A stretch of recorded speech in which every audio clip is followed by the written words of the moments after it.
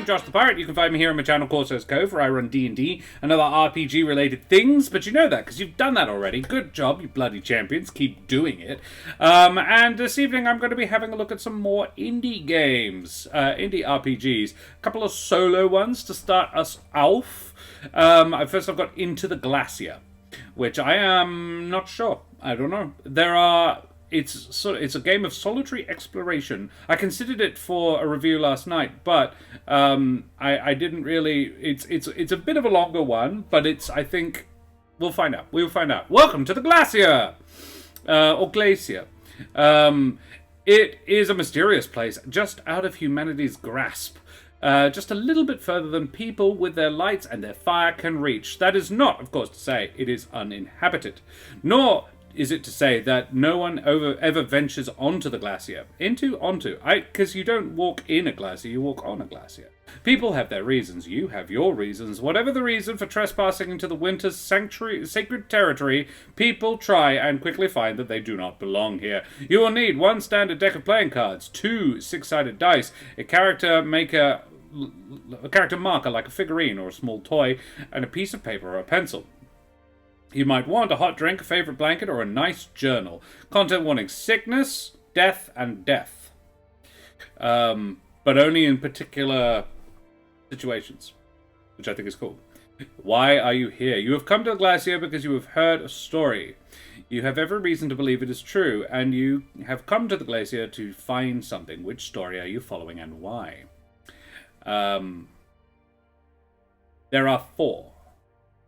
The Rhymer Unicorn, the Winter Queen's Service, the Mountain Knight, and the Ice Dragon's Feather. And they're like intros. There are 4 different intros to the story, which I like, replay value. First, take out the Ace of Clubs and King of Hearts and set them aside. Depending on what you are seeking, take out another card if it's yada yada yada yada. Draw 9 to 21 more cards, depending on how big an area you want to explore, and put them aside face down. Add the card you chose in step 2, which would presumably be one of those 3, but it doesn't actually, because take out another card. Okay, oh yeah, alright. If you're going to call it step 2, you've got to number them. Just tiny thing. Add the King of Hearts to the pile face up, so it is the only face-up card, because it's the starting place. Shuffle the pile. Lay the cards out. Oh, okay. But the King of Hearts will still be face up, while the rest will be face down. Then lay the cards out in a grid, except for the King of Hearts, which you can leave face up. Yep. Place the Ace of Clubs on the outside of the grid face up and place your character marker on it. Oh, you start on the Ace of Clubs on the outside of the grid. So on a 9-card grid, you've got a 3x3. Then you add the King of Hearts, meaning that your grid is not square. Because 21 would be a 7x7. Well, no. Would it? No. What am I talking about? 21 more cards. Okay, I don't think you're necessarily making a square. So, you should have a grid of face-down cards. King of Hearts face up somewhere on the grid. The Ace of Cups should be on the outside of the grid face up. You start with 8 warmth. Mark this down on your paper in your journal. Every round, before you move, lose 1 warmth. Every round you choose a card next to your marker, turn it face up if it is face down. Look at the card and follow the instructions on it. 7x3 plus King and Ace. Yeah.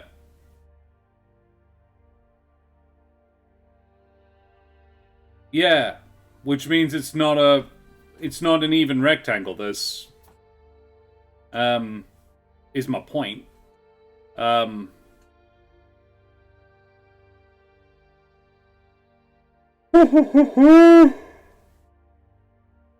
don't mind the 1 sticking off somewhere, but if you do 9, then you're going to have 3x3 with 1 sticking off extra. It's not a square, yeah. It's just interesting because 9 and 21 are multiples of 3, so it feels like a deliberate choice. But I could be wrong. I wonder why 21 is the, like, why did they decide that's the max? But it may well become clear. Every round you choose a card next to your marker. Turn it face up. If it is face down, look at the card you are. If you ever reach 0 warmth, you lose consciousness and need to be rescued. Move your character marker directly to the King of Hearts. Oh. Your goal is to find the thing you came to the Glacier for, and then return to the Ace of Clubs. Your goal is to also see if what you can see, find what you can find, and explore this untouched and mysterious place. So the Ace of Hearts is the Rhymer and Unicorn, a flock of birds, the Snow Maidens.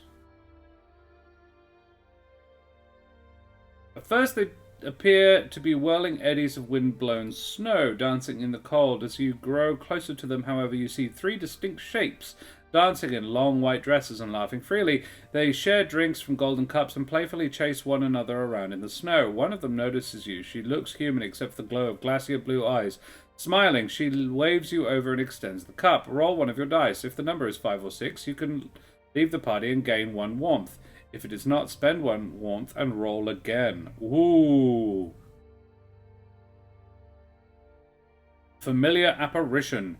You look down at your boots to see that yours are not the only footprints in the snow. Roll 1 dice. If the number is 1 or 2, lose 1 warmth. Gain 1 warmth as you keep the little one company until their friends find them. A weeping fairy. Pretty. Friendly creatures. Gain 1 warmth. Friendly hermit. They invite you back to their home with them if you like. You can proceed directly to the King of Hearts from here. The hermit's home. You wake up at a small, cozy cottage in the woods. The air smells of mysterious spices. You can see drying herbs hanging from the rafters above you. A dried petal falls and lands on the heavy down blanket someone has put on you.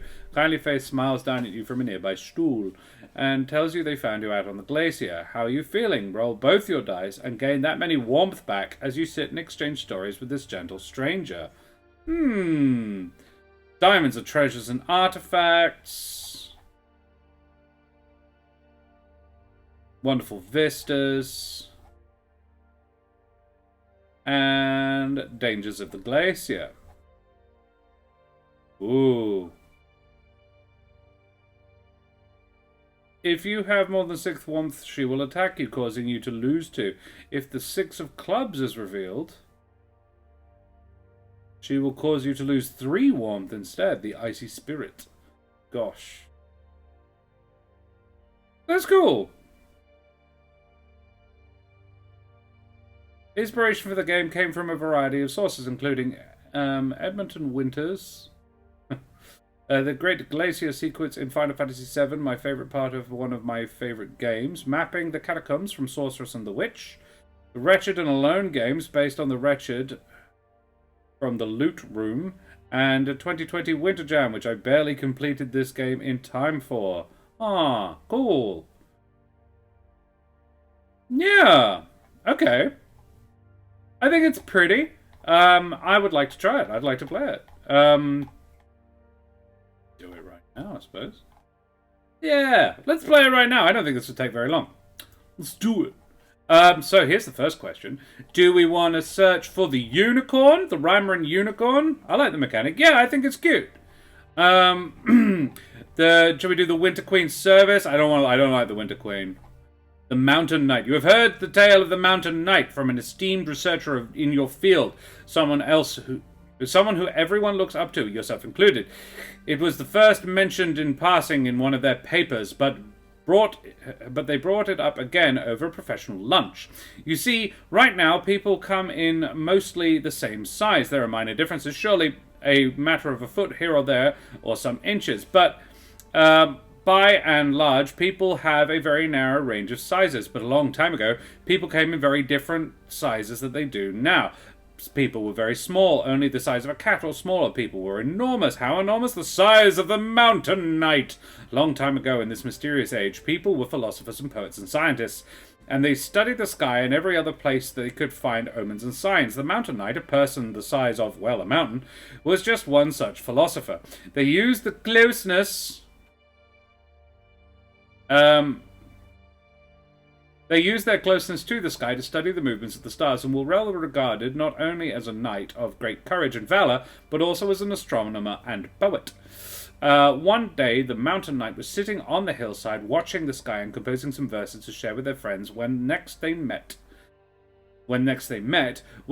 connections between the words in their poem and the stars in the sky suddenly became clear to them in a moment of sublime inspiration. Such inspiration, and no one to share it with. They stood to hurry to the city and tell their friends about their latest work, but the inspiration kept going. Like a stone thrown across an icy pond, the thoughts of the mountain knight were kept going, unable to stop until they reached the other side. They waited until nightfall so they could observe the stars and make sure they were completely certain. But once the stars were out, there was no avoiding it. The mountain knight saw catastrophe in the movements of the spheres as they sat on the snowy hillside. A great meteor glowed in the distance, threatening to crash into the planet and cause unimaginable pain and suffering, maybe not to the people of that age, but to the people of some far-flung future age, that this meteor might even spell complete doom. Despondent, the mountain knight sat on the hillside trying to think of something they could do to protect the people of the future. People who they had never met. They thought, and they still couldn't come up with anything. Fine, the mountain knight said, out into the lonely night, gripping their enormous hill-cleaving sword. Come then, meteor! I'll be waiting right here when you do. And it is said that the mountain knight waited on the hill so long they turned to stone and became just a mountain. But it is said they are still watching the place where the meteor will fall.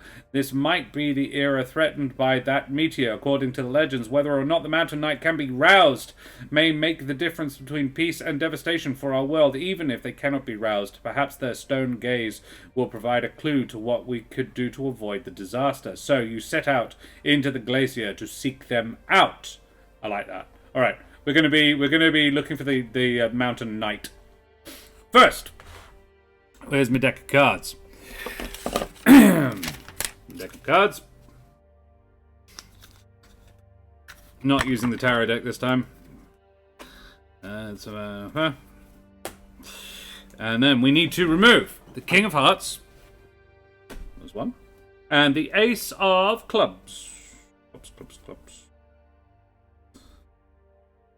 The Ace of Clubs. Where are you? We've gone past it, or lost it.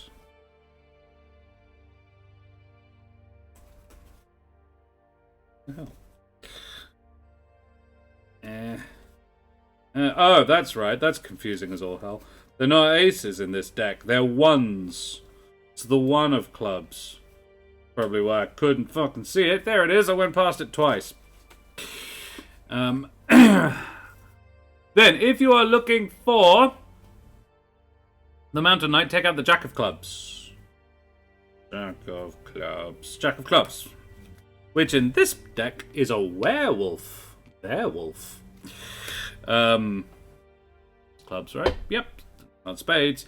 And then we draw 9 to 21. I'm going to, because I've got 3 already.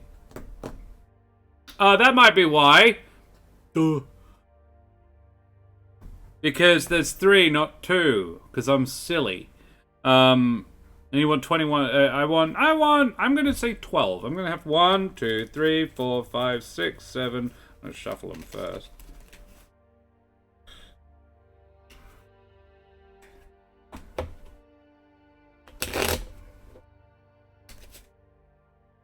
And we'll have 12 on top of the 3 I've already got, which makes 15, which is a 5 by 3 grid. 1, 2, 3, 4, 5, 6, 7, 8. 8, 9, 10, 11, 12. Then add the card you chose in step 2, the pile face down. Add the King of Hearts to the pile face up.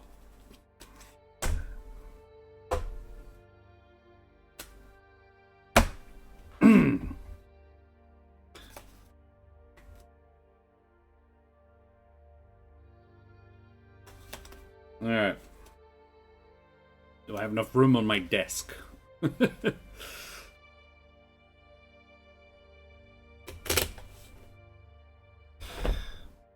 Alright. 1, 2. No, I don't.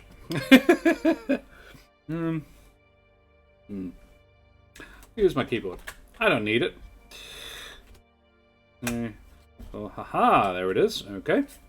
There's the King of Hearts out. 9. Wow, okay, this is going to be quite a long way from starting point. That's cool. Alright. So, can't show you. But that's okay. Yes, I have a 3x5 grid. And the King of Hearts is 1 in along the top, and the starting position, I'm going to get me a mini, and I use my, oh yeah, this is the other one I've nearly finished, my rainbow-haired warrior. She is technically a knight incantor, but I have not yet, she's technically finished as well, but I'm not happy with her eyes, which is a bugger. And these were an absolute pain. And then I had a look at some of the painted versions of them and discovered that she's not supposed to have pupils. Her eyes like rolled back into her skull. And I've been trying to put pupils on it. It's a pain in the ass. Hey, Absalom Duck. Good to see you, mate. So I'm going to use the Knight Incantor as me on my search for the Mountain Knight. Now I want 2 D6s. My Wooten Forge dice tray. Plug, plug, plug. 2 D6s. Shuffle the pile, lay the cards out, grid. You should have the grid of face-down cards. Absalom deck, we are playing, what's it called? Into the Glacier. Start with 8 warmth. 8. That's 8. There we go. Okay, good. And if you ever reach 0 warmth, you die. Well, you don't. You get to go to the King of Hearts. Which I kind of like because it means you don't lose. Okay. Things to find. Well, let's find out what we find then, shall we? So, first of all, I am starting in the bottom right-hand corner. And I am looking for the Mountain Knight. And I don't know where he is. He could be anywhere. So let us... I'm going to go laterally. I am going to head left first. And I find the 5 of Hearts. 5 of Hearts being... the Weeping Fairy. You come into a clearing and hear a tiny voice. Barely audible over the wind. It is, however, unmistakable. Someone is crying. You call out and the crying stops. In your snow-blurred vision, you can see a tiny person with pale green wings like those of a cabbage moth. Oh, pretty. Tears are running down their little face, and once they realize you can see them, they begin to plead with you to stay with them. Gain 1 warmth as you keep the little one company until their friends find them. Yeah, okay. So, yeah, I'm like, oh, hey, little buddy. And so each turn, it costs us, each round you move. Before you move, lose 1 warmth. But we just picked another warmth back up, so we're still at 8. Nice. As we cuddle a fairy. I don't mind it so far, but I am noticing immediately not a huge amount of role play. Like... I suppose it could be used as a journaling, like you take that prompt and, there's an encouragement, I suppose, to have a bit of a chat with the fairy. So what would you discuss with the fairy? Like, presumably they're waiting for their friends to find them. So, yeah, I talked to them about that. But yeah, it's kind of like, I'd almost want a second person to RP all the NPCs in the game. For a little bit more role play, because currently I'm just navigating around a grid. But let's see. That was literally just the first card. All right, now I'm going to go up 1. So I'm now in the middle of the 3 rows, and I find the 6 of hearts. Great. That means I don't have to scroll at all. The Watcher in the Woods. Ooh. You see a small frame hiding behind one of the trees. Unlike you, they are unburdened by winter gear. They wear a flowing white dress, embroidered with blue flowers. As you approach, they flee behind another tree and peek out at you again to watch you. You can swear you see a crown on their head as they flee to another hiding spot, but soon enough, they are gone, and you are alone again. And I lose a warmth. 7.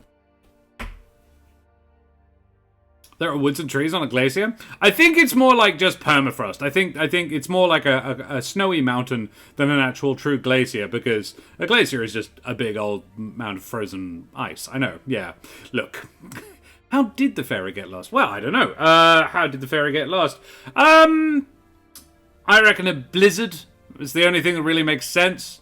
They are very small and really well camouflaged for glacier living as well, so maybe they just lost their friends because they can't see them anymore. Oh no, I know what's happening. I did get +1 from the fairy, which means I stayed on 8 because I moved and lost 1, then hugged the fairy, gained it again. Now I've moved again, but this time I don't get any extra warmth, so I'm down to 7.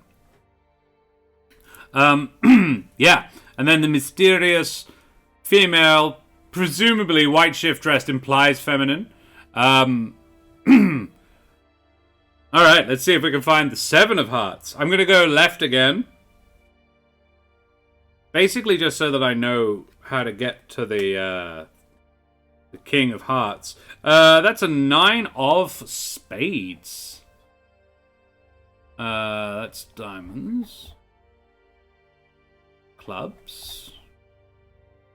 Spades. 9 of spades.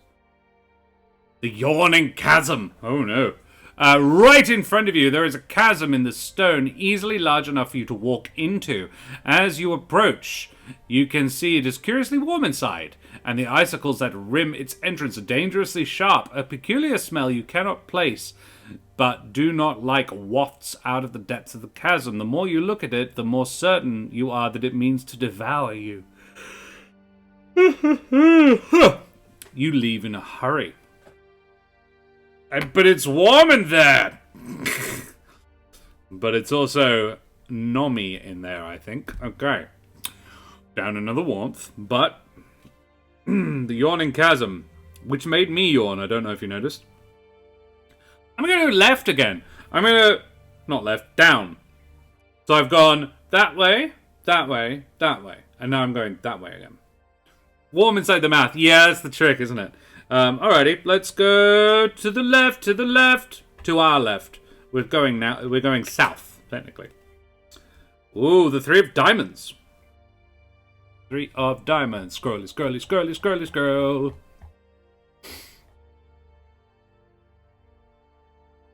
Speaking earlier about swimming pools, Crisp and Crunch, we've got one as well, and I would never decommission, but then we used it.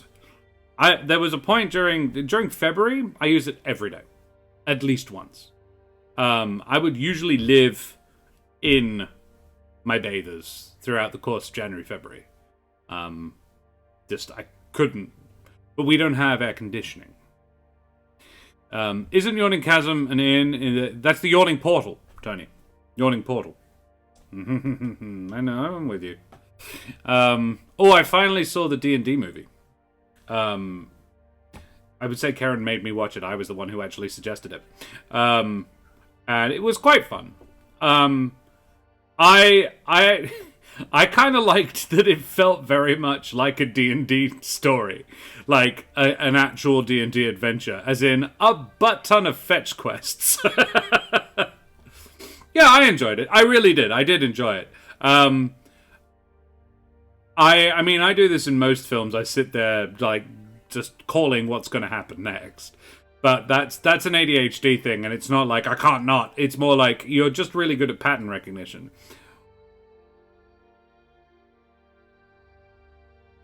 It's not accurate. Yeah, exactly. no film is accurate to its source. I thought it was actually like the big one, the big sort of. I had this even before before the outcry, or before I saw the outcry about it. The druid turning into an owlbear. I'm like, yeah, look. Fun druid wild shaping 7 times, including firing things. I'm like, yeah, well, she must be very high level. I'm like, guys, if you're this high level, why is this a problem? Like, but you know, I've always found I can only do that twice per day. Really breaks my immersion. The constraint of the gameplay mechanics really breaks immersion if you focus on it too hard. So, I mean, yeah, she only has to be level 8 to turn into flying things. You're supposing it's a 5th ed film. True. Fair. Yeah, that is fair. It was just a rollicking good fun film for me. Yeah, absolutely. And the other one I called way ahead of time was like they're gonna like when they were spoilers when they were digging up the corpses to have a chat with the dead guys. I said, oh, this will be fun because you have to ask 5 questions specifically. So I paused the film and was like, okay, so what's gonna happen is Karen's like, yeah, go on then, because she'd seen it. I'm like, okay, so the first one is going to the first one, they're going to waste the entire first person by asking questions that they're not meaning to ask this person, who's just going to answer them anyway. And then they are going to, the very last person is going to get left sitting there having been asked 4 questions. And inevitably 100% correct. And there was obviously going to be somebody there who had nothing to do with anything, and they were just like, all right. And he's like, wait, no, I'm still here. How many times can they use that in a day as well? There's a lot of it's like mechanically, no, that's not how it works. But I really liked if you want to attune to this, you've got to work for it.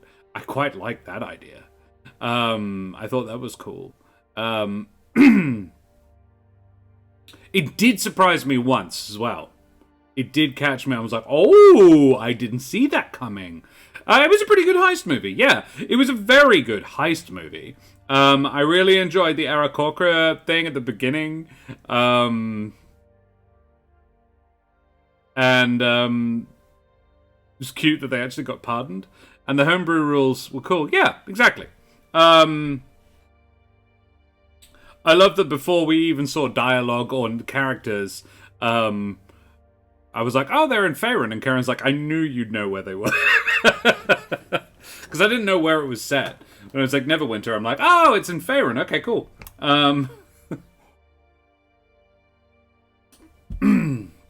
It's the only setting I know reasonably well, because I've played a game in on the Sword Coast. All right, 3 of diamonds. Back to the game. Let's see if we can find this mountain knight. Stained glass. Ooh. As you walk through the snow, you find something solid with your foot. You pull it up, and a thick cushion of snow reveals a panel of glass about the size of your face. With your glove, you brush more of the snow off. It depicts a pair of people facing one another, surrounded by flowers and stars. Who are they? Maybe someone back in the city will know. Bizarre. Cool. Like, yeah, love it. Alright, I'm gonna go left now because the other option's going right, and I'll freeze if I do that. So I'm going, I just lost another warmth. I'm getting pretty cold. Hey, I found it! I found the mountain knight. Boom. Well, that was easy. I've uncovered nearly half. 1, 2, 3, 4, 5, 6, 7, 8 of the 1, 2, 3, 4, 5, 6, 7. Oh, no. Well, wow.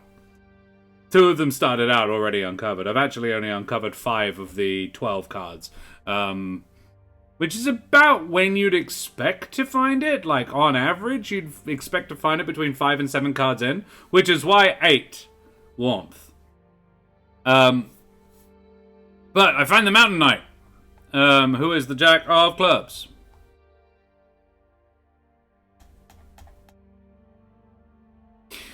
You see a great hill or perhaps a low mountain through the blowing snow. As you grow closer, its form grows clearer. You can see a folded leg, a resting arm, and even faintly a large hand. A hand large enough that it could pick you up and cradle you. This is a head turned towards the horizon too. There is a head turned towards the horizon too. Roll one of your dice and lose that much warmth as you climb the lonely mountain. If you still have warmth remaining, then you make it to the giant's shoulder and see what they are watching. Oh! I had 4 warmth. And I just rolled 4.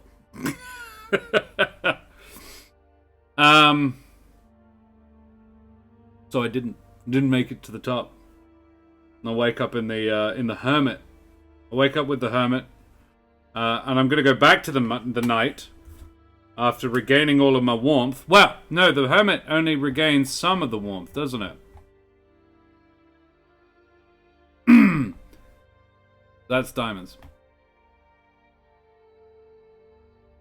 Hermit stone. Roll both your dice and gain back that many. Bullshit. Pair of ones.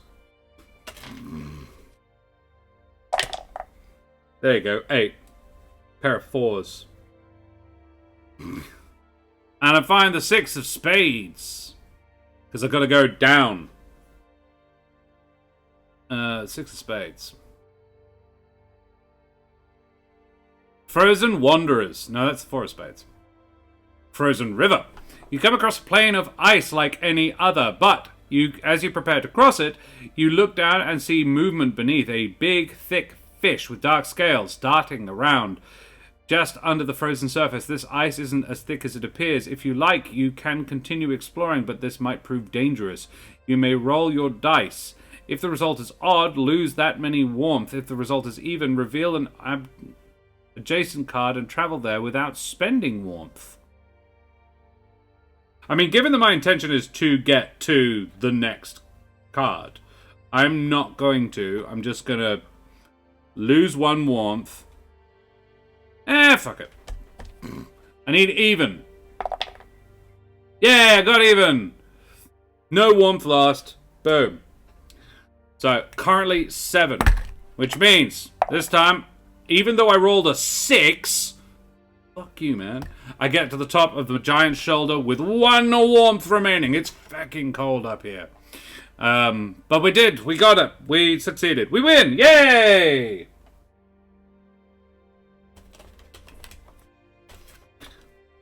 There you have it. That is Into the Glacier. Glacier. It's neat. It's a neat little story, but it's sort of like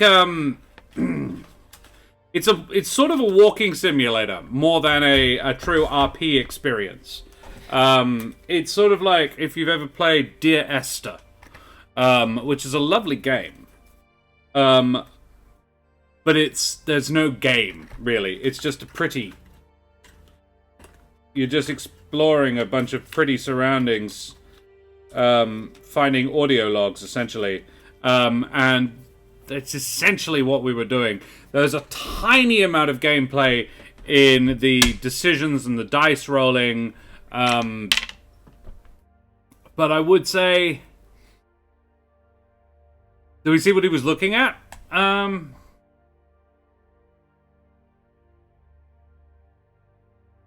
You can make it to the giant shoulder and see what they were watching. No.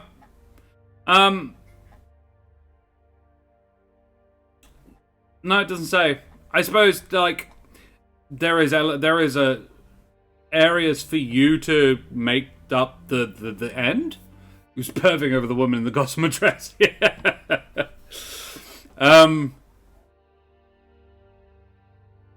The naughty knight. He was looking at the Yucatan Peninsula.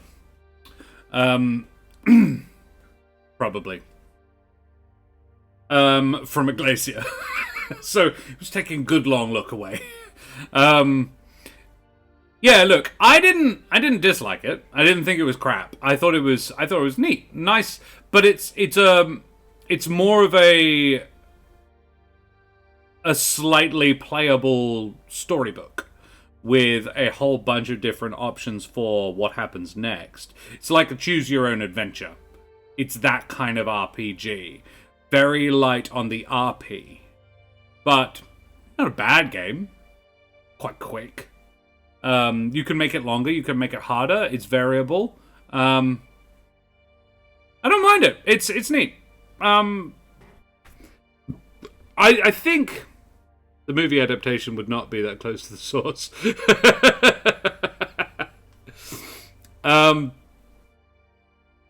I think what you could use it for is a short story a short story inspiration. Like you could use it or possibly each of these elements individually could make for an interesting NPC or if you were looking for, as a DM, story prompts for a Winter Wonderland adventure, just trekking through the snow, like occasional encounters, random encounters, optional encounters. It's kind of an RPG, yeah.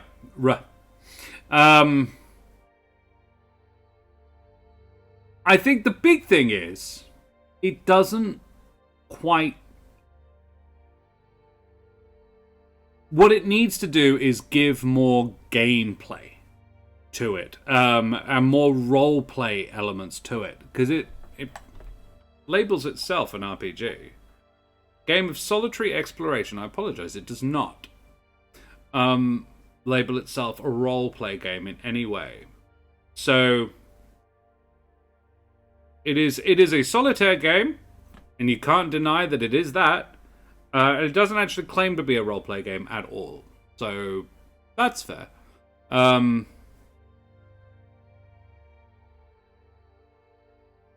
It's just a game. And it's a cool little game. Taken as what it says it is, it's a cool little game. Nice little idea. I keep using the word little, and I shouldn't. Like, this is clearly several days' worth of work for somebody. But, yeah, nice game. Yourself, an allegory. This one was considered for a Monday night thing as well, and we shall see. The main thing that turned me off is that it's landscape. And just making the landscape fit in the box that I have in my overlay. It's a silly thing to have a problem with, but yeah, it was just a bit of a pain in the ass. So, this is a solo role-playing game where the player records a story based around drawing cards and using the prompts from the included tables, like many solo games. This is the game of introspection and identity. As such, you will not have a set of goal or challenge to overcome. Instead, you will engage in an in-depth character study of who you are and what you feel and why. Although this game addresses the player as if they were the character, you may choose to write the story in the third person. So it is a journaling game, using the he, she, they instead of I, me, if you desire. You lived believing as you were told that you were human in entirety. Strong magic held back its influence, but the signs were always there. The illusions have gone thin. You are no longer bound to the lies you know. You know yourself a changeling. What kind are you? Yourself replaced. Traditional stories say that the Fae take a human child and replace them with either one of their own kind or something under an illusion to look human. Are you a living Fae or a bundle of sticks? Cool. Very strongly much so. Crisp and Crunch, agree completely. It's so dumb. It's such a dumb movie. I love it, but it's one of those, yeah, that's so stupid. It's an L. Ron Hubbard book. It is a Scientologist book, but it's I don't know how I don't think it's actually sort of tied into their particular psychosis, religion, um, cult. In terms of like, it's other than it's science fiction, but yeah, it's post-apocalypse. It's pulp crap, okay, but absolutely a guilty pleasure. Yes, John Travolta helped fund it. Let's put it that way, and he is the baddie in it, and it's silly. I call him my uncle. He's not actually. He's my cousin, but he's like 14 years older than I am. Took me when I was about 12 to see it in the cinema, and it was so stupid. But yeah, it's a bit rags to riches. Yeah, raiding Fort Knox in a bunch of old Harrier jump jets. Because the aliens came to Earth for gold, which is the stupidest thing. It's like, wait. You traveled interstellar distances and invaded another planet to dig up gold? Why? You can't even breathe the air here. Isn't there easier places to mine gold in your own fucking solar system? There is a strong argument to be made that all interstellar trade will be information. It's the only commodity that could profitably be traded over interstellar distances is information, because every solar system contains essentially the same stuff, in probably roughly the same quantities. Every stellar system, every system with like more than 3 or 4 planets, has definitely got a bunch of everything you need. Your basic making stuff out of stuff elements, the metals, carbon, that sort of thing, oxygen, water, all of these things. Hey, Jack! Rating. Thanks very much, you bloody champion. You're old square peg. Starship Troopers, crappy movie, but completely missed the point of the book. Yeah, a little bit. Have you seen the second two? The second one's quite good. The third is absolute trash. Like, the third one was very... They tried to go... They had less money, but they tried to match the first two in terms of quality and concept. Nailed. And yeah, yeah. We shall indeed, Jack. How are you? I love that in Lord of the Ring, the item that wins the war isn't in the movie. None of that storyline made the film or even the animation film. Yeah. Very tired. Hope you have a great stream. Jack, I will. Thank you so much for your raiders. Thank you for bringing your community to mine. Hey, Ardana, how are you, my dear? Good to see you. Ardana and I will be playing Shadows over Morna on Friday evening over on the Law Right, which is going to be super fun, with the lovely Terrace as well, in the 7th Sea system, which... Seeing as we're talking about different gaming systems and we're on a Tactics Thursday, let's talk about 7th Sea briefly, because it's a freaking cool game. We were talking just a little minute ago about... The game we played was more of a tabletop game, not so much of an RPG. And initially I was criticizing it for that until I realized that it never claimed to be an RPG. It was in a bundle of RPG games, so I anticipated it being an RPG, but it never says anywhere in it that it is one. So there wasn't a lot of RP elements in it. Whereas 7th Sea is the almost complete antithesis. It is exclusively RP. Almost to the exclusion of everything else. I believe we are having some combat next week, which I'm very excited, as in this Friday, which I'm pretty excited about because I have no idea how it's going to work. But I do have a dagger aiming at the other person's groin as we speak, so it could be messy. So yeah, we shall find out. But yeah, I'm loving it. There is some combat, but it's absolutely not like D&D. No, completely not. Particularly, and I adore this, in the way that the DM and the players negotiate what happens next. Like, the players each say, my character wants to achieve this. In fact, you look at your character sheet and say, right, what do I want to upgrade next? What do I want my next level up to be? And then you say, I want to have, I don't know, currently I'm working on a third point in Notice, which is a 3-part story. Which is traditionally 3 episodes. So in 2 episodes' time, because I've already done 1, as long as I achieve my objective in each one of those episodes, I will gain a third point in Notice, which means I get to roll 3 dice when I'm making a Notice check. And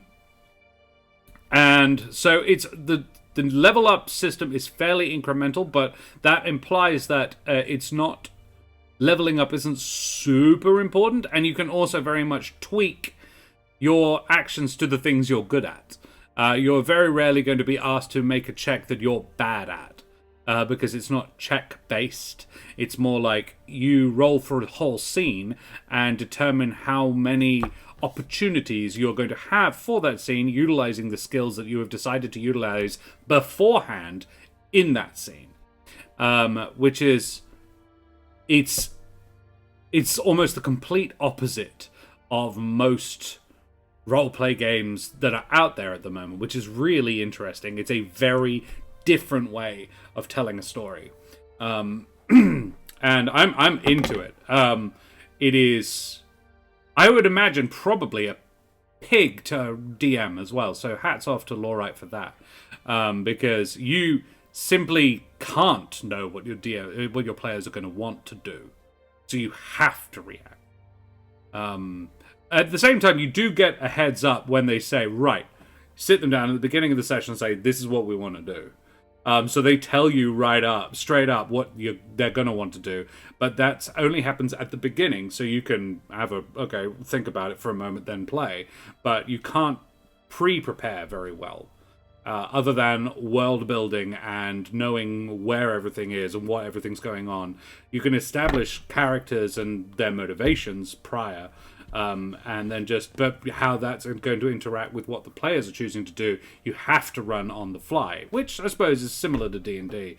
But yeah, it's just approaching it in a different direction. I think it's cool. So, we're currently talking about Yourself, an Allegory. This is a solo RPG about being a changeling, one left by the Fae. Either you're a bundle of sticks or something like that, or you're a baby, but a baby Fae that everybody thought was a human because you were swapsied. Yourself descended.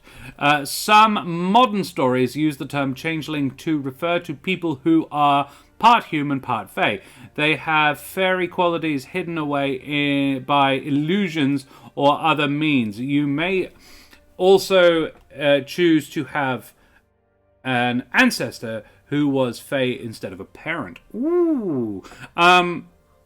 The word changeling took me a minute. Midsummer Night's Dream. And I think that's probably the original meaning. The original, like, that usage of the term is from the original meaning, or that using that original meaning. Because the changeling boy is what Titania and Oberon in Midsummer Night's Dream are fighting over, was a changeling child. And I never really, honestly, even when I directed it, I never really bothered to look into exactly what that was referring to. But a Fae child makes total sense. And the kid was whisked away to be one of Titania's mortal followers gave birth to the child and then died, so Titania took the child in, but Oberon decided he wanted the kid for his own servant. To be, I think the intention was that he would train him to be one of his knights. But Titania was treating it like the kid was her own, and they basically had a shit fight over it. Yeah, a shape changer. It's not originally a shape changer. No, yeah. It is essentially, yeah, as this one is implying, the changeling is I suppose something it is a shape changer, but more of an illusion rather than they actually physically change. It's probably where the original sort of concept came from. Hey, Mooncloud, good to see you, buddy. How are ye? What kind are you? I want to be born a Fae, swapsied out, OG, original kind of Fae. Changeling. This game contains themes of identity in reference to both heritage and the body, and contains prompts that include rejection, abandonment, body dysmorphia, dysphoria, minor fantasy-based body horror, and self-doubt. Feel free to reject or modify prompts for any reason. I feel like this is going to be next week's Monday one. Scottish folklore, Ballad of Tam Lin.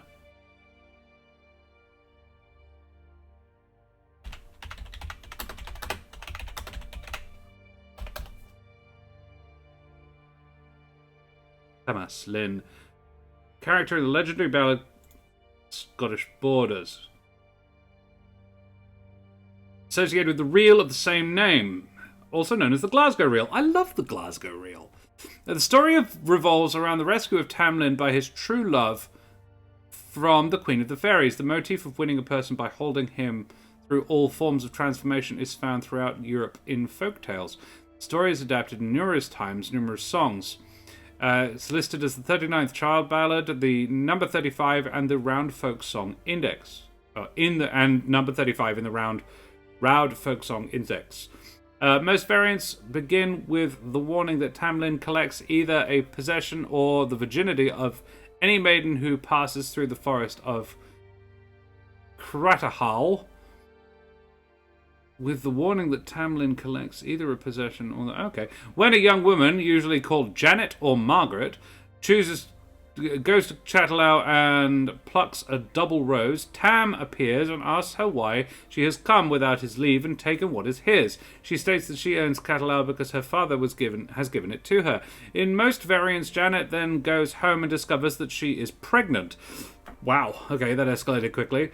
Some variants pick up the story at this point. When asked about her condition, she declares that the baby's father is an elf, whom she will not forsake. In some versions, she is informed of a herb that will induce abortion. In all variants, when she returns to Canterhow and picks a plant, either the same roses or as on her earlier visit or the herb, Tam reappears and challenges her action. She asks him whether he was ever human, either after that reappearance or, in some versions, immediately after their first meeting resulting in her pregnancy. He reveals that he was a mortal man who, falling from his horse, was caught and captured by the Queen of the Fairies. Every 7 years, the fairies give one of their people as a tithe to hell, and Tam fears he will become the tithe that night, which is Halloween. He is to ride as part of a company of elven knights. Janet will recognize him by a white horse upon which he rides and by other signs. He instructs her to rescue him by pulling him down off the white horse, so Janet catches him this time and holds him tightly. He warns her that the fairies will attempt to make her drop him by turning him into all manner of beasts. See Proteus. But he will do her no harm. When he is finally turned into a burning coal, she is to throw him into a well, whereupon he will reappear as a naked man, and she must hide him. Janet does as she is asked and wins her night. The Queen of the Fairies is angry, but acknowledges defeats. In different variations, Tamlin is reportedly the grandson of the Laird of Roxburgh, the Laird of Foulis, the Laird of Forbes, or the Earl of Murray. His name also varies between versions, Tamlin being the most common Tomlin, Young Tamling, Tamerline, and Tamlane. No. Crispin Crunch, I love to learn. And this is really interesting. I almost said fascinating. It is, sort of. If you haven't heard the Glasgow Reel, it's a beautiful piece of music. Glasgow Reel. Catherine Ryan? No. That's not the right one. What am I looking for? Out of the Scottish Fiddle. Catherine Fraser.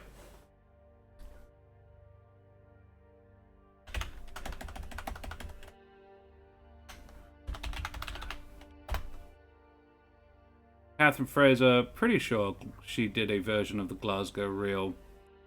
She does Scottish Fiddle. But maybe not. Can't find it. Glasgow Reel. Tamlin. Celtic Fiddle. I don't know if I can play it without upsetting YouTube. But I will put a link. Yeah. That's a YouTube. That is the Glasgow reel, and it's so pretty.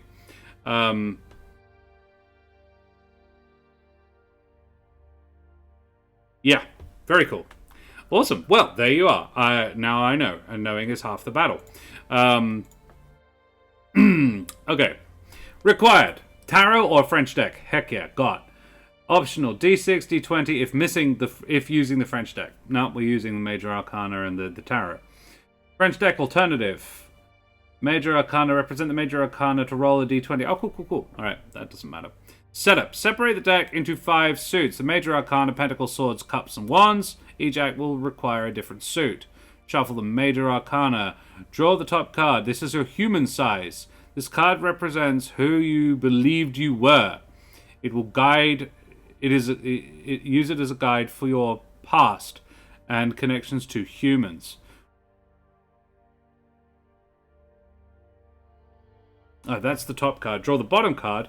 This is your Fey side. Oh, side, not size. This card represents the new parts of you. Use it as the guide for the unknown parts of yourself and your connections to the Fey. Sorry, had to run. Ate melon as a snack. Oh dear. Never mind. Not a problem. Keep these cards nearby and draw inspiration from their meaning as you answer the questions for each act. You will not return these cards into the deck until Act 5. Okay, cool. Basic gameplay. To start the game, draw a card from the correct Minor Arcana deck. Read over the prompt. Draw a card from the Major Arcana determining its meaning. Then record your response to the prompt. The Minor Arcana prompt will either give you questions to answer or a statement about yourself for you to elaborate on. The Major Arcana represent your response to the prompt. It may be the person you talk to, how you feel about something, a memory, or an object. There is no wrong way to interpret the Major Arcana. Feel free to use the traditional meaning and new meaning or ideas from the art or name of the card. Okay. So a better knowledge of what the Major Arcana and indeed all the Tyro mean is probably handy. At the end of each act, shuffle the Major Arcana cards you drew back into the deck. Do not return the human side and face side cards to the deck unless it is Act 5. Number of cards. There are 2 different ways you can use to determine how many Major Arcana cards there are for each act. Set number method. Choose the amount of cards you will draw for each act. The recommended number is 3, but you can always answer more or less depending on your story. Act 5 will always have 1 card. Random method. Roll 1 6-sided die and determine how many cards you pull for the act. Act 5 will always have 1 card. Simple. Writing. Keep in mind both sides of yourself when answering the prompts. You may be as vague or direct as you wish in your response and may choose to answer the prompts implicitly instead of explicitly. There are 2 different methods for recording your story. One entry method or multiple entry method. For this method, draw all 3 Major Arcanas at once and draw only Minor Arcanas at once and draw only 1 Major Arcana, and you'll combine them into 1 narrative entry. Or the multiple entry method. For this method, you draw 1 Minor Arcana card and 1 Major Arcana card and record your entry before drawing the next 2. Basic flow: draw Minor Arcana, read prompt, draw Major Arcana, record entry. At the end of the act, shuffle the Major Arcana. There you go. Act 1, yourself in reflection.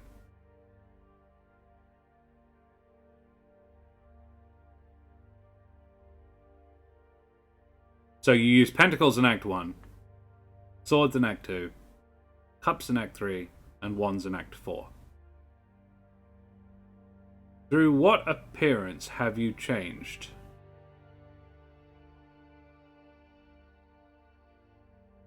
Interesting. I really need to find my tarot decks. Yeah. And take your human side and your Fey side and shuffle them both into the Major Arcana deck. Spread the Major Arcana deck along your table face down or fan it out in your hands with the backs facing toward you. Select which card calls to you and answer the corresponding prompt. What does it mean to be yourself? The choice is always yours to make.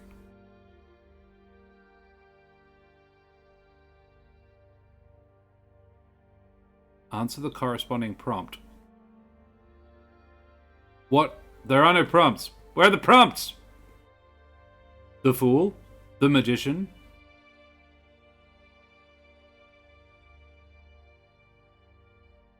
Is that the prompt? I guess that's the prompt.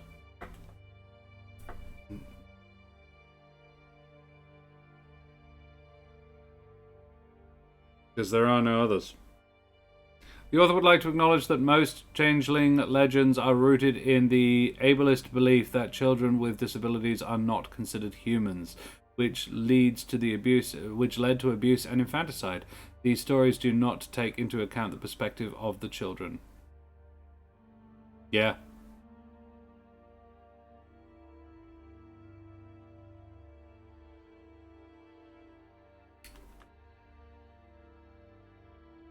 I saw some writing earlier.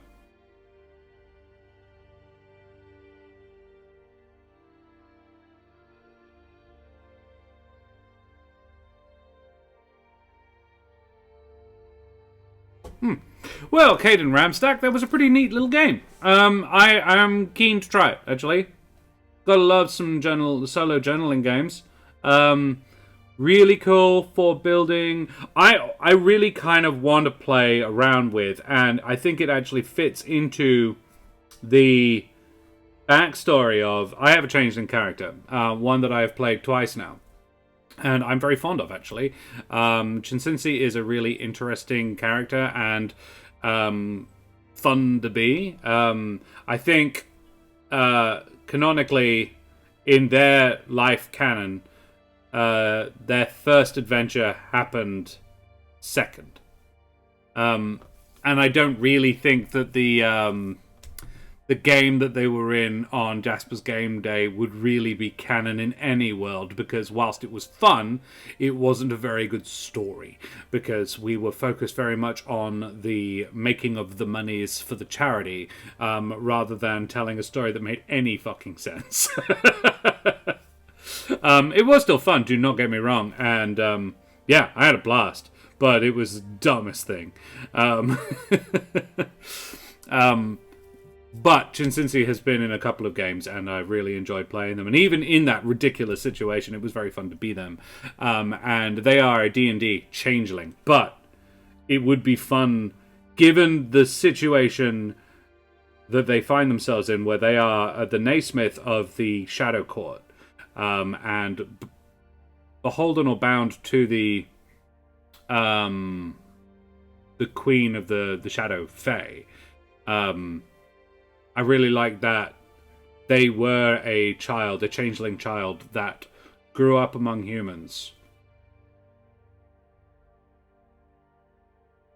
I mean, yeah. I'd be ready. I'd be up for that. All right. I'd be very up for that. I really do love Chinsinsi. It's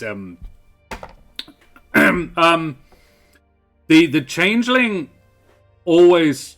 The D&D changeling always drew me, because of my own gender identity issues. Evening, Kate. How are you? The knowledge, the notion, the idea of being able to just choose your physical appearance at any point and change it at any point to fit your internal vibe versus your external vibe, because my biggest issue with my gender identity is that it is fluid. Some days I am very mask. Some days, not so much. And yeah, some days I feel exceptionally at home in my body. And some days I don't. Doing well. Got some splendid news today. So riding the high. Splendid news? Can you share, or is it secret? I would love to know splendid news.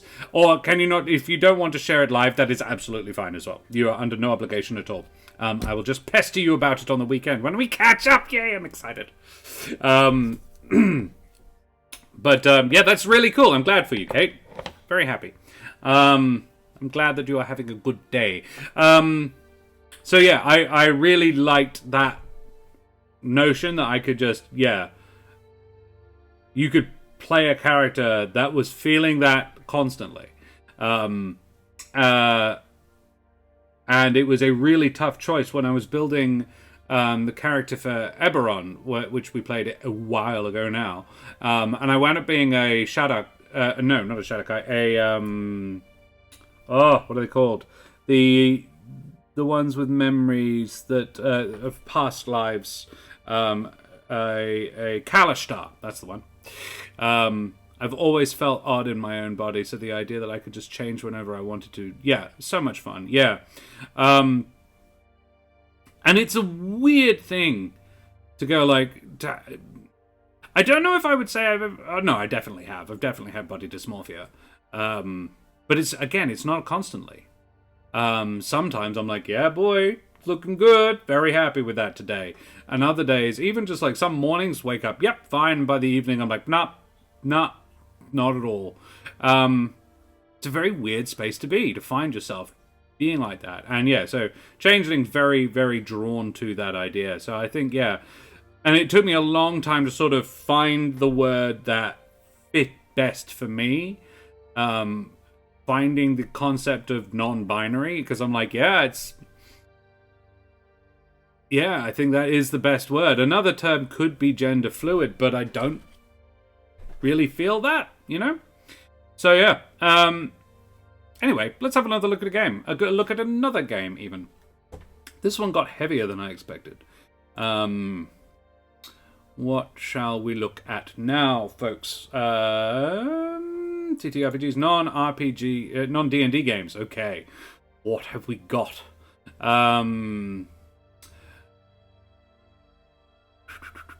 Apotheosis, a Dark Lord Soulslight. Apotheosis is, I think, by the same person as the game we looked at last night. Apotheosis, the Dark Lord. Yes, it's Adrian Lum. That's right. But it requires a GM, so it's not a solo game. And it's 110 pages. All right, maybe not that one. Not tonight. Thirsty Sword Lesbians. How big is Thirsty Sword Lesbians? It's a... Ooh, Aethernet. That's in the wrong folder. Alright, let's have a look at Thirsty Sword Lesbians. Just how big are we talking? 224 pages. It's a big one. Look at that art, though. How cool. Saw a game on that system last Saturday. Ooh, really? As in Thirsty Sword Lesbians. Oh.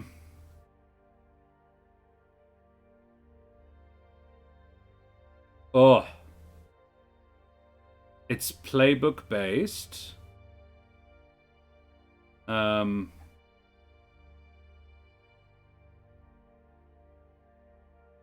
basics. A role-playing game is essentially a game of improvisation and storytelling. One person plays the game master, and the other players play the player characters.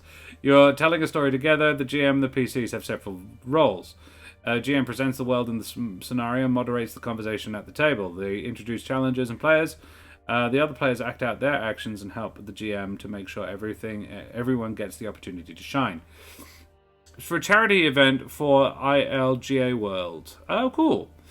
It's almost like the concept of identity is a tricky one. I was delighted to see that Larian Studios gave you the choice to be an AFAB non-binary or AMAB non-binary in Baldur's Gate. Really? I didn't see that. I haven't gotten around to Baldur's Gate yet. That's very cool, though. Flirts and zingers. You do not have to be witty and good at flirting in real life to play a character with these skills or to emulate those things to roleplay.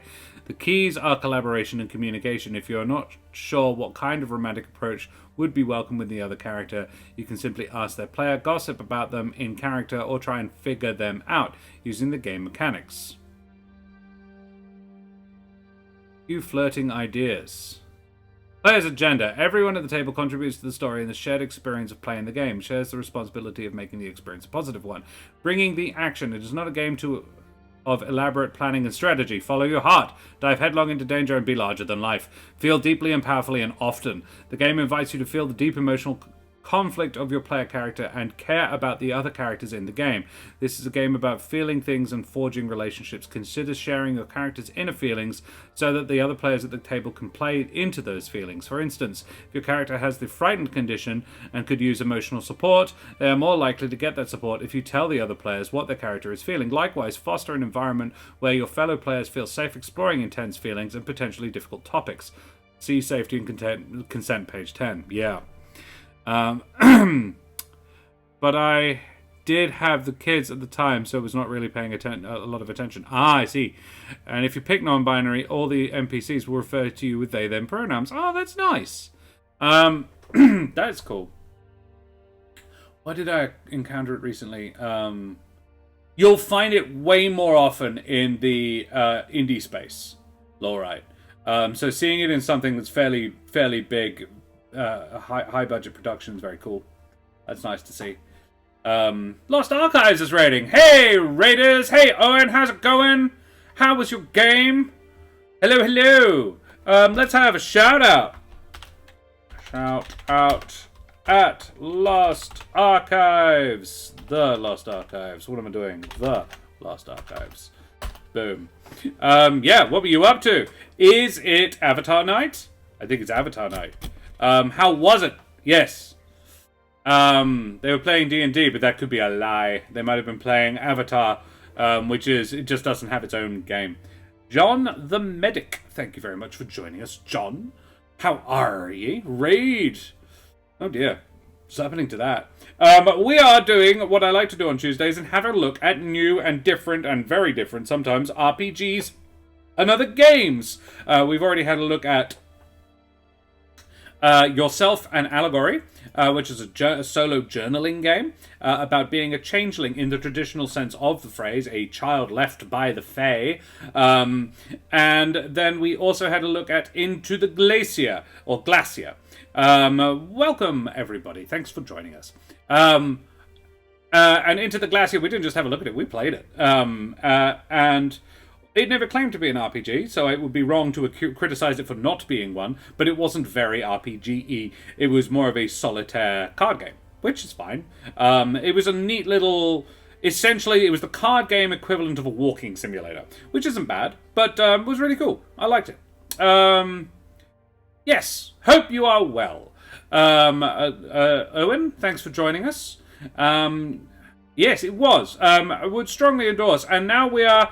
I specifically said I don't want to have a look at Thirsty Sword Lesbians in full because it's 224 pages. So I don't have the breadth to apply it, to apply myself to it completely. But I'm loving some of what I'm seeing. Feel deeply and powerfully and often. Be excited about the other player characters and shared stories. Stand for justice and liberation. Flirts and zingers. So, a few flirting ideas. Show interest in their sword. Offer to share food or drink. Invite them closer. Meet their eyes. Then blush and look away. It makes me think of that. How to describe them nicely. The guy who did the bird calls. My birds. The birds outside my window in the morning. Dream Daddy. Similar vibes. Not that guy I was thinking of. Safety and consent. Super important. I love the artwork in this. Safety tools. The palette. The check-in card. That's a good idea. The X card. A variety of artwork. This sort of octopusy hair. That's cool. Core rules. It looks like I'm looking at it, hey? John the Medic, thank you very much for the follow, you bloody champion. Avast, matey, you wee scallywag. Is it like a GURPS game? I am uncertain. What is a GRUPS game? GURPS. What is that acronym, Absalom Dak? I may well know, I just don't recognize the acronym. Thirsty Sword Lesbians relies on a few basic concepts and terms described in this section. Making a move. When certain situations arise in the story, Sokath Soaketh his eyes closed. Gotta bounce. Lunch is ready. Take care, Lawright. See you soon, my dear. Generic universal RPG. Right. I don't know. Whenever you roll 2 6-sided dice and add them up. For a number between 2 and 12, you often add a stat like daring or grace. This is denoted by a plus daring or plus grace. For example, if your daring stat is 1, roll plus daring means 2d6 plus 1. Each move gives different results depending on whether or not you roll a total of 10 or more. Ooh, 10 or more. 7 to 9 or 6 or less. 6 or less is also known as a downbeat. 7 to 9 is a mixed beat, and 10 plus is an upbeat. These terms refer to the narrative tone that follows from each result. In this game, there is no result that means nothing happens. Something interesting is going to happen. You roll to find out if that's good or bad for the player characters. Upbeat, 10 plus, the PC generally achieves what they set out to do, and in a particularly effective way without serious complications. Alternatively, they may discover a useful or positive fact or opportunity. On a 7 and 9, the player character generally accomplishes their aim, but at a cost or with a complication. They could also discover a risky opportunity. And a downbeat 6 or minus, the GM narrates something that complicates the character's lives. This is referred to as making a GM move. GM moves are described in the GMing the game. Doesn't necessarily mean the character failed at the task they set out to achieve. It might mean that it wasn't the best idea for an unforeseen reason, or an unexpected complication arises. Downbeats are often just as fun as upbeats, sometimes even more so. My eldest is playing in 2 different... wow, that's cool. Where the game rules could be applied to whatever setting you choose. Oh, I see. Yes, it is that then. It's definitely that. Modern Mecha, 1 Fantasy. Cool. Love it. The 2d6 system, plus daring, plus grace. What it means is, just because you're rolling 2d6s, the average is 7. It means that you're going to get a downbeat semi-regularly. Stats. Daring, grace, heart, will, and spirit. Love it. Skill at arms and resourcefulness, both in terms of muscle and personality. Elegance, poise, and agility. Emotional awareness and expression. Cleverness, knowledge, metaphysical power, and integrity. Forward, and ongoing. The game effects grant a +1 forward to a character. This means that the character adds +1 to their next roll. Similarly, +1 ongoing means a +1 bonus for all applicable rolls as long as the effect lasts. Cool. That's terrifying. That image is quite upsetting. Conditions. 5 conditions. Angry, guilty, hopeless, insecure. -2 to figure out a person, -2 to fight, -2 to emotional support, -2 to defy disaster, -2 to entice. Clearing conditions. Several moves allow you to clear a condition. This means you unmark the condition and end its effect. For example, if you offer somebody emotional support, they can choose to clear a condition. This happens immediately when they pick the option. Providing emotional support doesn't just lead to a rewarding gameplay moments, it's also an important way to recover after confrontation. Conspicuously role-playing a character's conditions can be a good reminder to the other players that your character could use some support. You can also simply ask or suggest a supportive scene. I've never played it.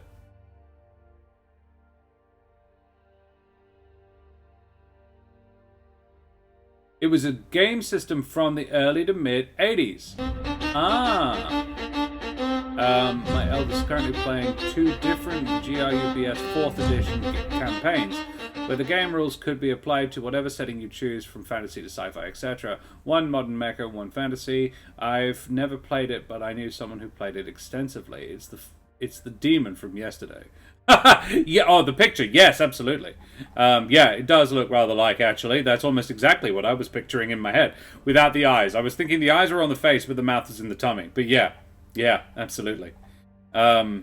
Inflicting conditions and defeating NPCs. You can inflict conditions of both NPCs and player characters. The player in charge of the affected character should choose a condition they haven't marked yet, guided by narrative situation. Many confrontations with End with de-escalation, seduction, or discovery of a new twist. If, however, you are trading barbs or blows with an adversary and you really want to defeat them, take them out of action, the best way to achieve that is by piling on conditions. The GM decides how many conditions a particular NPC can take, depending on how formidable the NPC is. Some foes are so readily overcome by the player character's prowess, they crumble without a roll of the dice. More capable individuals are defeated upon taking one or more conditions. Some opponents may be defeated as soon as they suffer a single condition, whilst the most formidable adversaries are only defeated when they suffer all 5 conditions.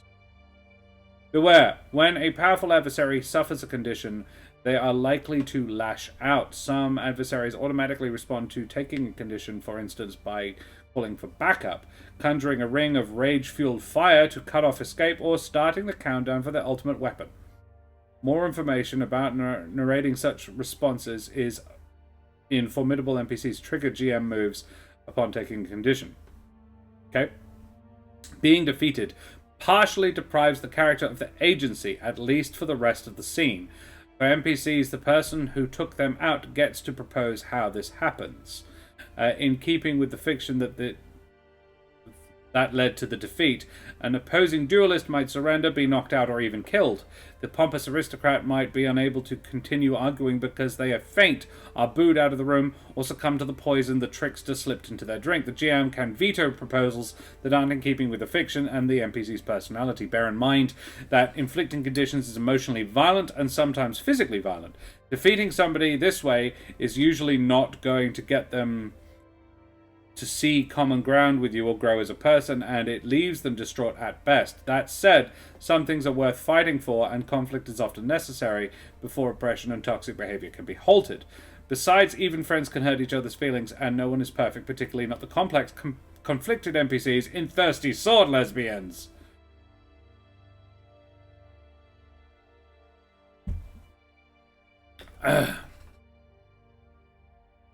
Ooh, okay. Special rules for strings. Experience and advancement, advances, yada yada yada. Basic moves.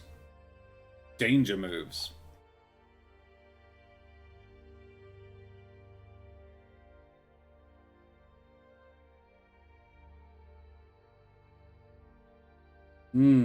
It's huge. It's too long for me to do justice to this evening. But I like everything I'm seeing. Enjoy your look, Kate. Yeah, let's have a look at a short one. A shorter one. I've been meaning to have a look at that one for ages, and I really like what I'm seeing. Let's have a look. One more. A Fool's Errand. Oh. Go. By Mike Free. Okay. There we go. This is 3 pages. Perfect. That's what we're looking for. You're a jester in the King Lyric's court. Though through mere observation you discovered a conspiracy threatening their rule, you now have the fruitless task of warning their majesty. You will need a deck of playing cards with jokers, a piece of paper, a notebook, note cards, Word document, spreadsheet, or other space to write it down, and about an hour, maybe 2. Your role. You are an important fixture at the court, always present as one by one people come to petition the king, and at the end of each petition the king summons you to perform a mock impersonation of the petitioner. It is your role to amuse the court with your satire and wit, and also to provide genuine advice to the king about the true intentions of the character of the petitioner. How it works. Shuffle the deck of cards with the jokers. When someone comes to petition the king, draw a card. The number on the card will tell you why they are petitioning the king. If this person has not petitioned the king before, within the scope of the game, draw another card. The card's suit will determine their relation to the conspiracy. Give the petitioner name. Okay. Draw a card to learn about the king and the goal of the conspiracy. If you draw the joker, shuffle the deck and draw a new card. You are not the king or the conspirator. Okay.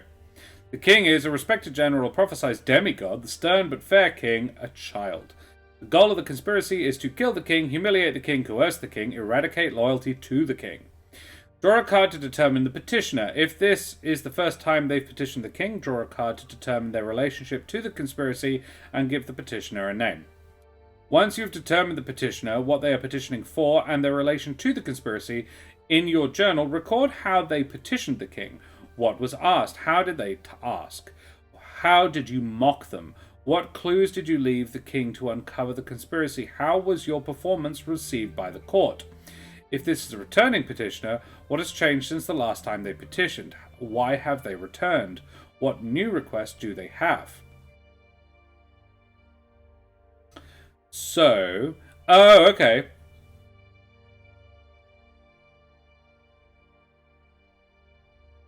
Ooh, okay. And that's it. Relation to the conspiracy, they're part of it, they're a neutral party, unaware of the conspiracy, loyal to the king. When you draw the first Joker, you reveal the conspiracy openly to the court. The king ignores your warning.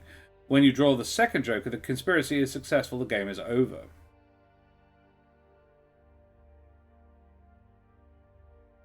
So,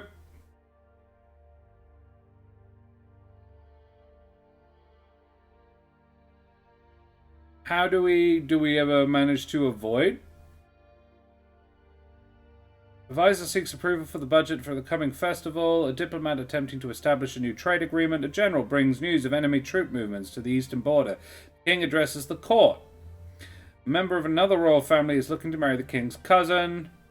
A smuggler awaiting the king's judgment. A bishop proposing to build a new church. A lord wishing to settle a land dispute. A famous musician hoping to be commissioned. A merchant using the permit, asking for a permit to sell wine. A farmer requesting for more land to work. Sure. Draw a card to learn if you are not the king, you are not the king or a conspirator. If you draw the Joker, shuffle the deck and draw another card. My only issue with it is it does not appear to have a way to win. It's just a journaling game and that you eventually lose. Oh, it's because it's a fool's errand, so you're never going to succeed. Alright. When you draw the first Joker, king ignores your warning. You draw the second Joker, the conspiracy is successful, the game is over. So it's about the characterization of the Joker, of the fool, not the king. Although also the king. So this could be good for world building. This could be an interesting sort of little world builder, setting up sort of the intrigue of what's going on. It could even be a narrative prompt, as in for a campaign, for a DM to fathom the wants and motivations of the villains, as it were, the conspirators in a campaign that they can the heroes have to thwart. Could be kind of useful, could be kind of neat. And there's a lot of variety in the petitioners. And you can also characterize the fool, who I could almost be the quest giver. They're like, hey, the king doesn't believe me, but there's a conspiracy.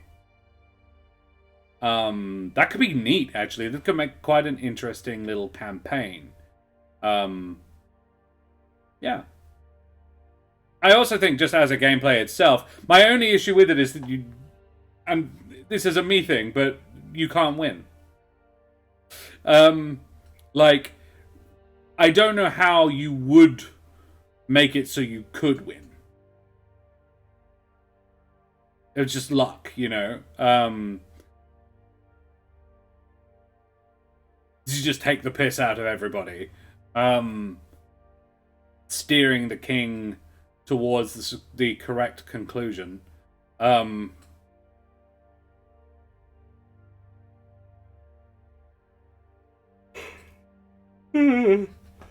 Yeah, it's interesting as a narrative creation tool.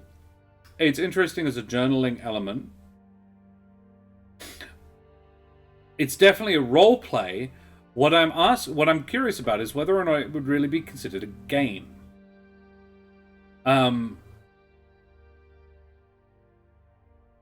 it's a storytelling device more than a game itself. Because there isn't much gameplay. Which isn't a problem. And by a lot of the... Fair enough, Crisp and Crunch. Take care, have a nice dinner. By that same metric, a lot of the games we've looked at aren't games. But to use an older example, Village Necromancer, similar deal.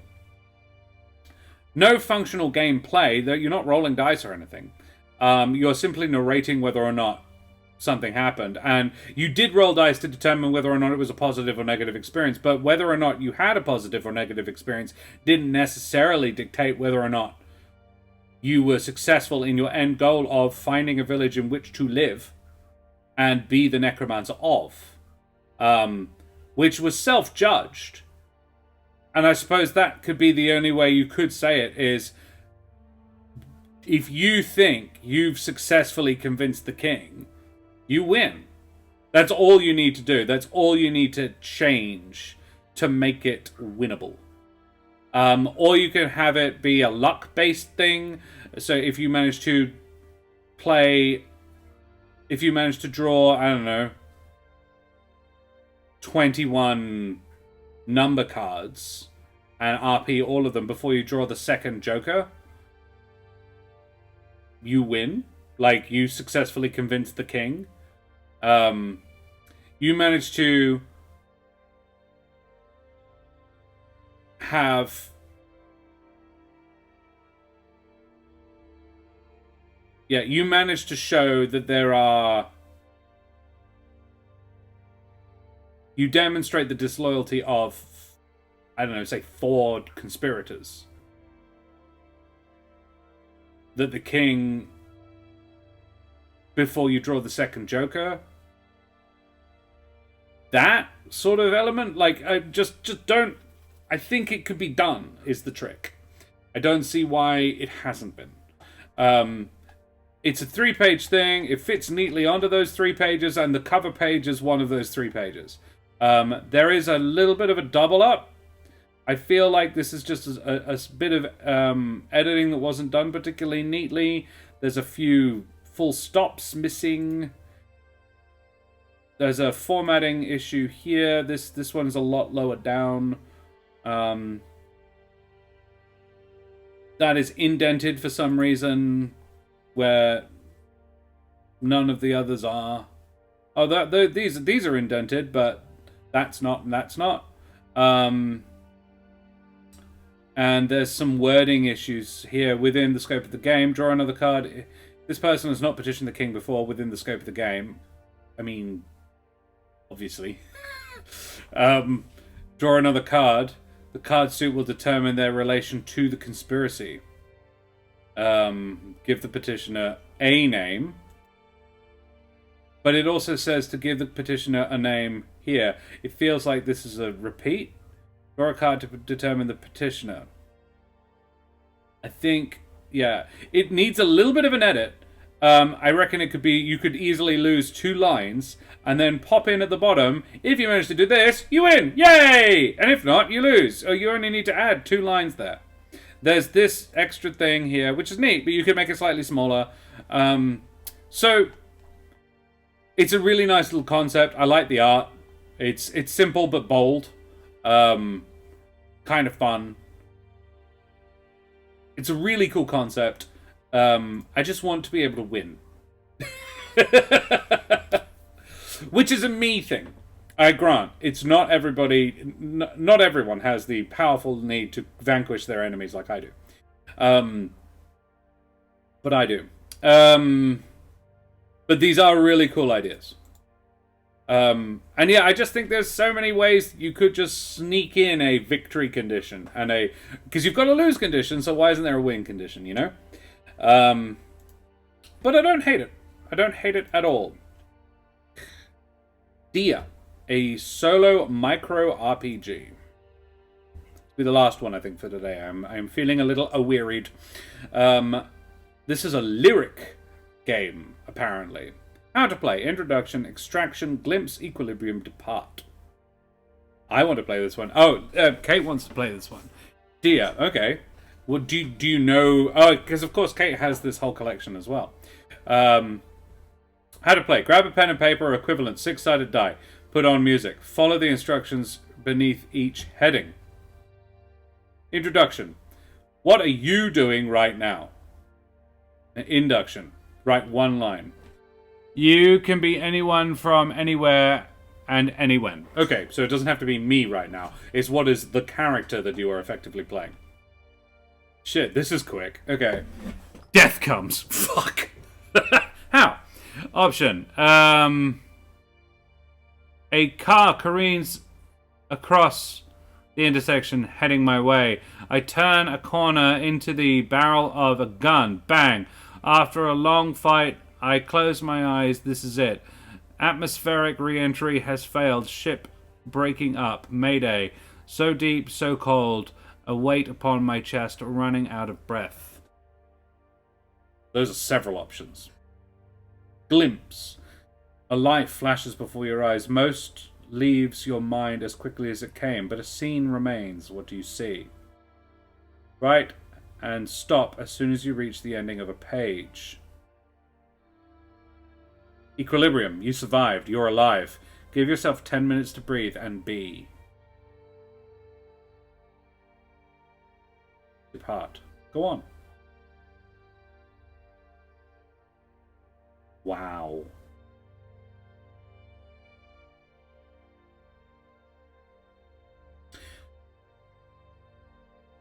Yeah, Kate, I see why.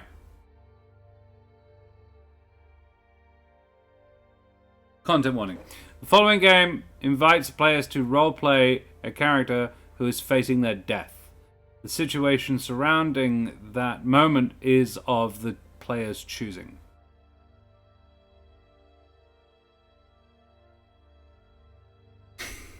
Yes, absolutely. You would need to be in the right headspace.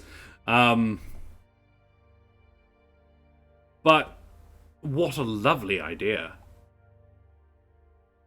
And we've looked at several in the last few weeks, which is cram it all onto one page. You could easily cram that onto one page, and they have deliberately chosen not to.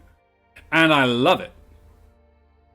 That is so much more powerful than it's a one-page RPG. I'm like, this is a one-page RPG. I looked at it and I said 10 pages. I was like, 10 will do. Like, 10 is my max for what I would consider a short game. But Into the Glacier is 33 pages. But it's actually not that long because most of it is charts. Wow. I love the music element as well. I would totally use this as a theater game. Older kids, it would have to be. But you could twist it so easily by, who are you? Character creation. Death comes. Doesn't have to be death. Could be anything. Could be any prompt. And how? Write one line. Glimpse. Your life flashes before your eyes. It's just a shocking moment. It doesn't have to be death, because more than death just causes your life to flash before your eyes. So, yeah, very cool, very cool.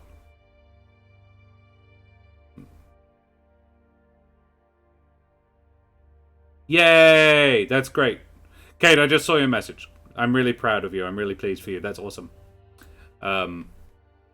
Almost feels like a Fringe show with the writing as monologue. Yeah. Yeah,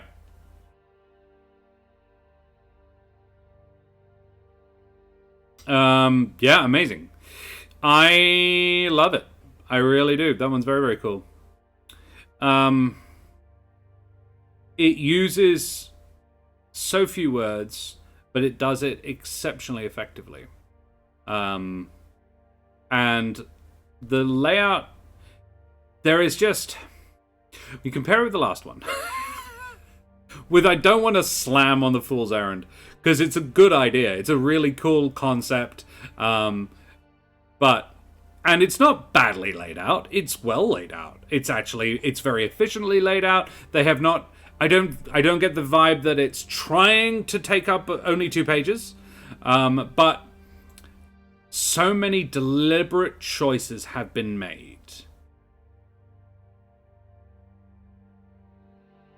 Word usage and just yes. I think it'd be a great character study style if people were looking for that. Yeah, absolutely, Kate. I agree completely. Yeah. For ça. Dear. I wonder what that stands for.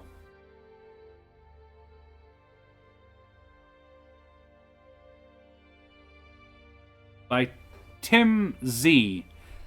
With the background image being flower vectors. By ZT Ray. Yeah. Tim Z, great job. Love it. Conceptually, beautiful idea. I don't think it would be very interesting to stream at all. But what I could do is have a go, have a play of it, and then share the result. Pardon me. Read out the result on stream. I think that would be the best way to stream this. Maybe with a little bit of explaining of the choices made.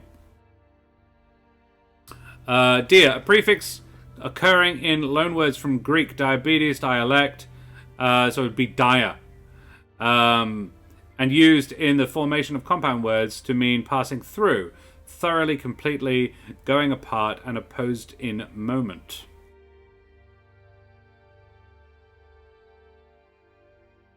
There you go. Sounds legit. So it's actually dire. I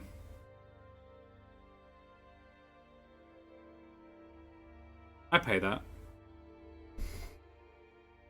Prefix used in the formation of compound words to mean passing through in diathermy, thoroughly, completely in diagnosis, going apart dialysis, and opposed in moment diamagnetism. You and your science brain.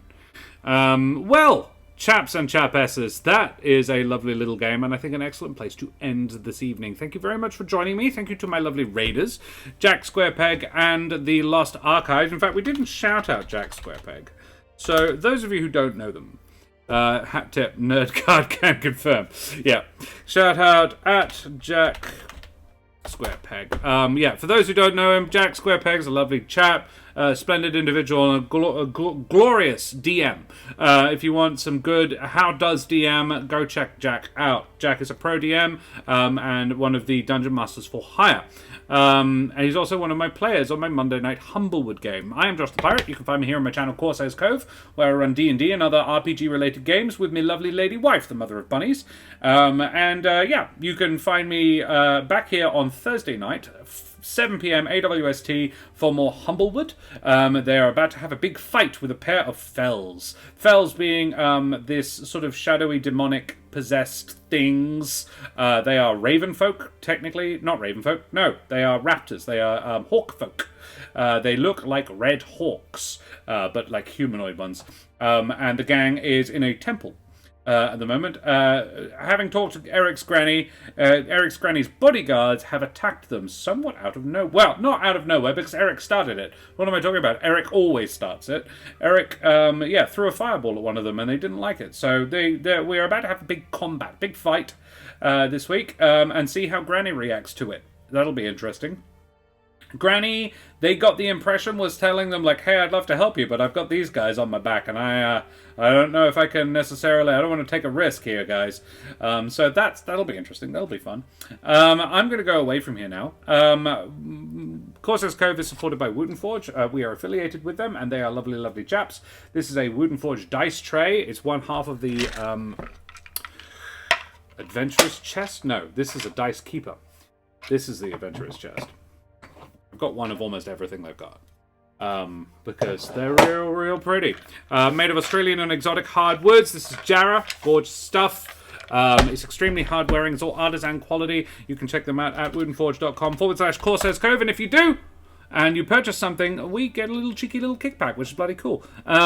We have used Sirenscape for the music today. It's all very, it's just my chill out, what I put on, because it's plinky plunky music, and it's kind of nice to just vibe with. But yeah, Sirenscape, Pretty handy service. It's a little janky, but I like it. It's good if you're good at it. I'm using the violin, the cello, and the epic chord, and you play them all at once, and it comes off this sort of nice piece of music. What else? All right, Donna is back just at the end. Yep, sorry, Laura. We're about to go and raid somebody. Who shall we raid? Got a few options. Lucky Red Sparrow is streaming, as is Michael is an Ewok, but they're doing Final Fantasy XI and Metal Gear Solid. Neither of them I vibe with particularly. Crit and Miss are streaming, and they normally raid us, so I reckon we should drop a raid on Crit and Miss. It's also Fate's Grip is also streaming, but given the Crit and Miss has only got 15 viewers, I think we should drop ourselves on them. So, throw your favourite raid emotes up in chat. Tell Crit and Miss where you came from. Had a double smash burger with Parmesan mayo. I'm fine. I like that that's a clarification you had to give us. Thank you. I'm glad you're fine. That does sound delicious. I wonder what I will be presented with dinner. I will find out soon, I know, no doubt. So yeah, throw your favourite raid emotes up in chat. Tell the Crit and Miss where we came from. Show them the love like we always do. And we will see you, hopefully, Thursday evening. Guys, been a pleasure. Take care of yourselves. Have a lovely time zone. And we will see you very soon. Say goodbye, Josh. Bye, Josh.